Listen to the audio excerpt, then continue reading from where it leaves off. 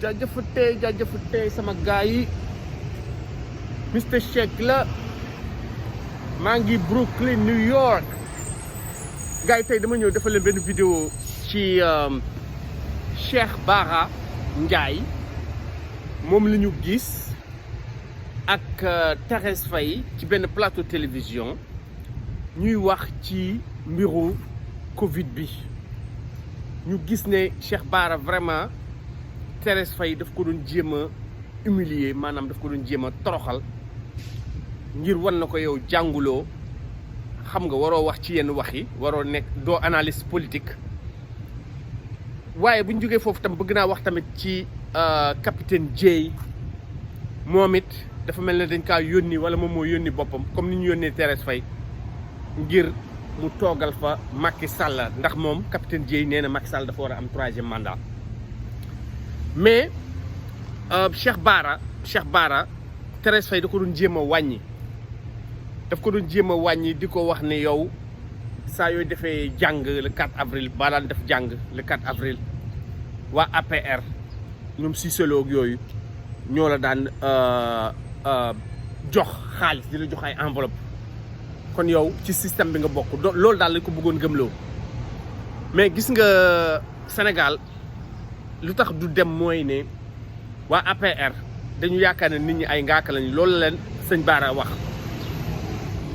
sëñ Bara nee na leen ambulances yi ngeen di gis dawalkatu saret yi ngeen di gis ñoo leen gën a nite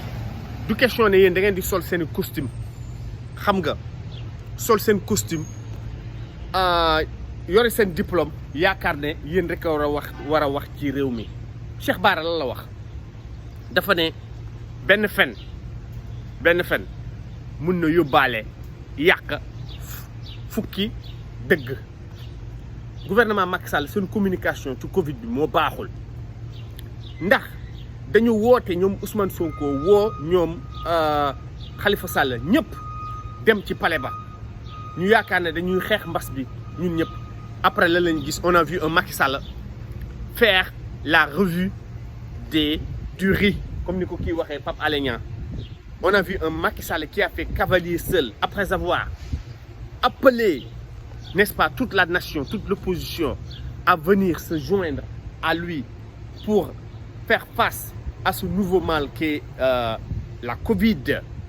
N'est-ce pas, on a vu Sonko au palais, on a vu Khalifa Sall qui a été emprisonné par Macky Sall. Mais après ça, qu'est-ce qu'ils ont fait? Ils ont pris l'argent, 1000 milliards qu'ils ont dilapidé, n'est-ce pas? D'aucuns pensent même que l'argent a été détourné. Yéen a may dégg sëñ Bara loolu la wax dafa ne yéen xaalis bi da ngeen ko jël ngeen yàqate ko liggéeyul leen ci Thérèse Faye nag bu fekkee ne yow da nga nekk intellectuel nit ki di wax ak yow amuloo benn argument amuloo looy def lu dul ba nga daan jàng dañ laa daan jox xaalis Cheikh Bara dafa ne ko gis nga même bu fekkee da ngeen ma jox xaalis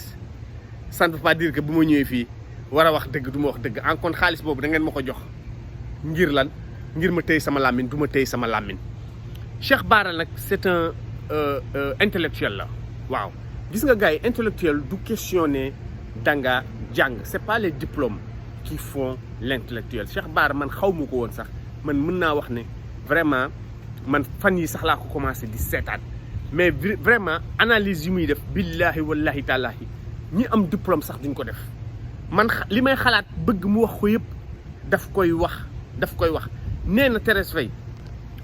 yow yaa ngi naan ay dëkk yu mel ne Turquie ak xaw ma Tunisie xaw ma dañu fa def dañu commencé waat confiner nit ñi mu ne ko mais fii Macky Sall mënul confiner nit ñi parce que Macky Sall dafa confiner nit ñi waaye ba mu confiner nit ñi lan lañ gis nit ñi lekk ñu naanuñu ba pare corona bi ñëwaat li tax mënul confiner nit ñi mais bu confiner nit ñi xale yi dañuy génn dal ci kawam loolu la ko wax n'est-ce pas xale yi dañuy génn dal ci kawam loolu la ko wax mu ne ko nag yéen ni ngeen communiquer moo baaxul parce que yéen da ngeen ne virus bi bëggul rassemblement te pourtant Magal Touba mooy rassemblement bi gën a rëy ci Sénégal te dañoo gis ne daaw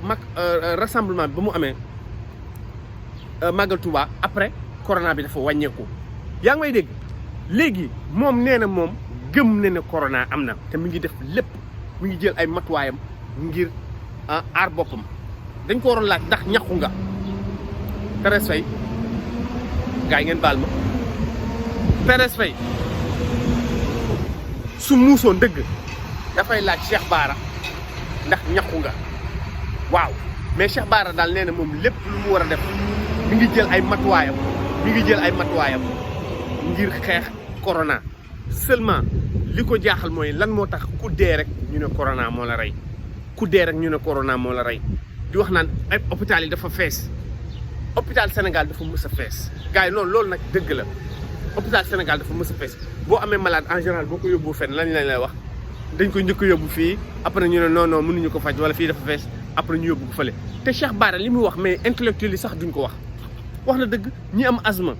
ñi am cancer ñu war leen opérer ñi am hypertension ñoo ñëpp fu mu nekk hôpital dañ leen wax bu leen ñëw ndax hôpital dañ ci dafa fees ak ndax Covid comprendre nga kon bu ñu demee dañuy perdre seen temps moo tax ñu bëri ñi ngi dee seen kër wax na ko aussi nee na est-ce que ñiy dee seen kër gouvernement bi mi ngi leen di jël en charge mais vraiment man j'ai été vraiment impressionné par ce Cheikh Bara qui n'est pas un diplômé n'est-ce pas comme Thérèse Faye mais qui quand même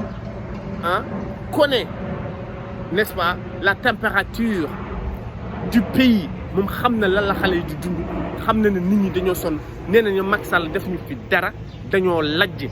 léegi nag waa APR bàyyi woon nañu di dem ci plateau yi di dàggasaate di ñax di ñaawal Sénégal yi man de gëj naa gis Abdou Mbow wax dëgg gëj naa ko gis comme ni mu ko daan gisee gëj naa gis Yakham Mbaye n'est-ce pas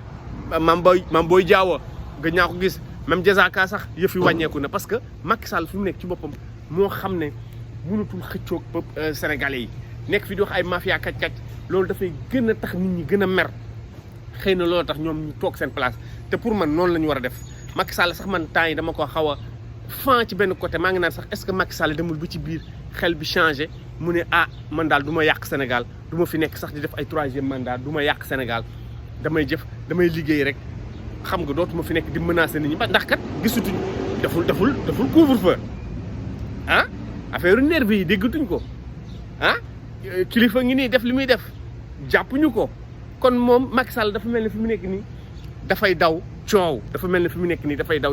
waaye nag bu ñu gisee ku mel ni ay capitaine Dièye loolu dafa may permettre ma ñëw ci capitaine Dièye mu dem ci plateau télévision yi et il répète chaque jour les mêmes arguments nous avons un discours répétitif un discours redondant un discours lassant à la fin parce que capitaine Dièye nous sort toujours une théorie sur comment fonctionne le système, comment fonctionnent les gouvernements, etc., etc. Il nous parle de schéma. Vraiment, c'est un théoricien. Au début, c'était intéressant de l'entendre parler. Mais après un an, vraiment, dafa metti chaque jour, capitaine Dièye, vous demee ci télé bi, chaque jour, les mêmes choses lay def. Gaa ngeen baal. Capitaine Dièye bu demee ci place de télévision chaque jour les mêmes choses lay répété xam nga li tax ma ànd ak Idrissa Seck dafa am benn schéma politique boo xam ne moom moo war a gagné dugg na fii génn fii Macky Sall dafa war a def troisième mandat parce que juridiquement numériquement grammaticalement ci article constitution bi tout dit que il peut faire un troisième mandat lu tax su ma Macky Sall woowee dinaa ñëw boobu ba léegi yaa ngi wax bu la Macky Sall woowee di nga ñëw Macky Sall woowu la Macky Sall dafa sadik gis nga Macky Sall bu la soxlawul la Macky Sall joxe xaalis gars yi il faut que ñu comprendre loolu ñu mel ni ay Hélène Françoise Gaye ñu mel ni ay capitaine Dièye bu leen sonnal seen bopp Macky Sall du joxe xaalis la preuve ñoom Cissé Lo boo gisee ñu daan mer di kaas ak ñeneen ñoo xam ne ñoom ay membre fondateur APR dem ba gedd parce que Macky Sall dootu leen woo Macky Sall xamul sax ni ñu ngi dund kon capitaine Dièye tu perds ton temps di xaar ñu woo la di wax naan si le gouvernement m'appelle bu ñu ma soxlaa dinaa ñëw capitaine Dièye vraiment tu t'es décrédibilisé xam nga lu tax parce que yow au début nit ñi sax dañ la daan déglu mais ba nga bàyyee Sonko dem ci Idrissa Seck foofu tu as fait une erreur monumentale tu as tourné le dos à la jeunesse tu as tourné le dos à l'avenir c'est Sonko n'est-ce pas l'avenir c'est pas Idrissa Seck la preuve où est Idrissa Seck Hein? On dit qu'il est malade, on lui souhaite prompt rétablissement. Où est Idrissa Seck? On ne le voit plus. L'avenir, ce n'est pas Karim Wade, l'avenir, c'est Sonko. Sonko moo fi ne. Il faut que gars yi ñu nangu loolu. Waaw gis naa Karim Xurum Xax di dal capitaine Dièye mais capitaine Dièye vraiment moom dafa mel ne lenn rek ko tax a jóg boppam. Yow yaa sacrifié sa carrière nga démissionné xam nga démissionné peut-être tu avais des bonnes raisons de démissionner mais léegi fi mu nekk nii nit ñi dañ naan yow kii bëggul dafa bëgg lu yomb daal dafa bëgg lu yomb waaw ñun daal li ñu lay wax rek mooy comme léegi tu as fait ton choix fi mu nekk c'est trop tard tu ne peux pas revenir en arrière il faut que nga jéem a dem ci ñoom Macky Sall te Macky Sall gëmuñu ne dina la woo waaw gars yi daal lii bëgguma sax mu yàgg benn zapping la bu ndaw rek pour wax ne Cheikh Bara vraiment li mu def kontaan nañ ci waa APR nag bu yóbboo ñu yem seen place ñu toog fu ñu war a toog def ni ñu def ni yaa xam bay def ni Abdou Mbow toog rek lekk seen milliard te bàyyi nit ñi Covid bi moom da ngeen ci lajj loolu il faut ngeen nangu ko nit ñaa ngi dee chaque jour man nag maa ngi profité di wax gars yi boo leen mënee vacciné wu ngeen vacciné ko parce que Covid nii du ay caaxaan waaw Cheikh Bara nag nee na nit ñaa ngi siburi di dee ak tout ça mais nag dee yu ci ëpp gars yi il faut que ñu nangu ko dee yu ci ëpp Covid bi la Covid bi moo tax ñu bëri ñu ngi dee comprendre nga Macky Sall nag mënul def dara mënu ko def màggal Touba baa nga ñëw bu ñëwee am na nu muy demee yëf yi day gën a yokk xam nga daaw de yàlla suturaal na ñuy dem màggal Touba yëf yi sedd bu ñu mënaatee am loolu dañuy jël voilà mais en tout cas Cheikh Bara moom ku jara remercier la gars yi like leen partager leen abonné leen Mister Shake la ba ci kanam ma defal leen benn vidéo jaajëf merci